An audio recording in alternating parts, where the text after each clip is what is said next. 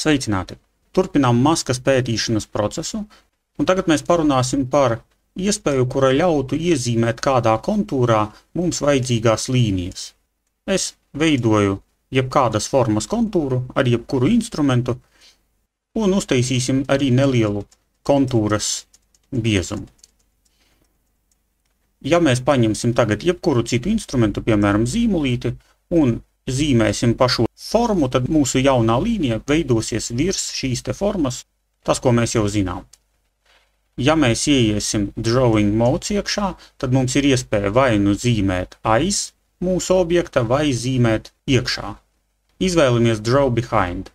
Katram gadījumam es nomainīšu krāsu un paņemšu zīmuli. Un uzvilkšu dažas līnijas, un jūs redzat, ka tās līnijas parādās tikai iekšpusē. Pārslēdzamies uz nākamo Draw Inside tikai pirms tam, lai mēs to funkciju nepielietotu šai līnijai, kura ir izdalīta, mēs noklikšķinām uz fona, izdalām mūsu objektu, un tagad ejam uz Draw Inside, izvēlos citu krāsu, un paņemšu zīmuli, un veidošu jaunas līnijas. Un šīs līnijas savukārt jau mums parādās tieši iekšā mūsu objektā. Lūk, tā strādā Draw Inside komanda.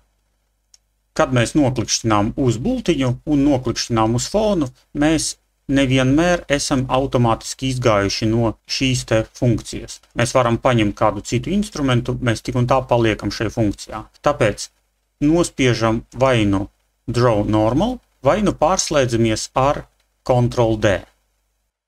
Tātad, ja mēs paņemsim jebkuru objektu, piemēram, lūk šo, mēs varam pārslēgties vai nu te, vai nu spiežot Shift D, jūs redzat, ka man skraida kursors pa visām trim iespējām.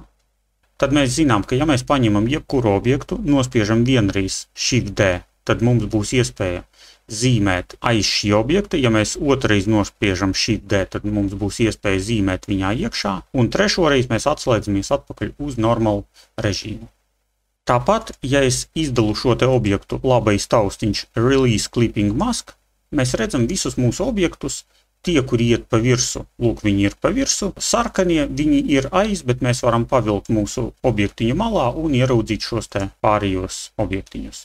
Tagad pamēģināsim uztaisīt kaut ko ļoti ātru, kur nevajadzētu piemeklēt šriftus vai veidot to te burtu formu pareizo. Es pamēģināšu uztaisīt kaut ko līdzīgu basketbola bumbai. Uzzīmēju vienkārši riņķa līniju, aizpildu viņu ar bumbai līdzīgu krāsu, piemēram, oranžu, un kontūras krāsu es izvēlos kaut ko nedaudz tumšāku. Tagad ņemam funkciju Draw Inside, Shift D divas reizes. Nākamais, ko es daru, es ņemu elipsi un veidoju vienu lielu līniju. Un jūs redzat, kā tikai es atlaižu pelīti, man uzreiz tā līnija parādās tikai pašā manā objektā. Pagaidām es vēl viņu varu pārvietot. Lieku viņu šitā, kopēju ar Alt uz otru pusīti un paņemu parasto Pen Tool un novelku divas līnijas. Šādu, Escape un lūk šādu. Un Shift D vēlreiz. Un mums ir kaut kas līdzīgs basketbola bumbas emblēmai. Pievērsiet uzmanību, ja mēs izdalīsim šo te objektiņu un apskatīsim viņu Layers panelī. No šī te objekta ir izveidota grupa, kurā ir visi mūsu objektiņi, ko mēs ielikām iekšā. Tātad mēs varam atslēgt katru līniju atsevišķi un redzēt, ka tas viss ir vienā clipping grupā. Tāds pavisam īsts uzdevumiņš, pamēģiniet atkārtot kaut kādu logotipu, kas ir iestrādāts riņķa līnijā, izmantojot šīs te metodes. Paldies par uzmanību! Atā!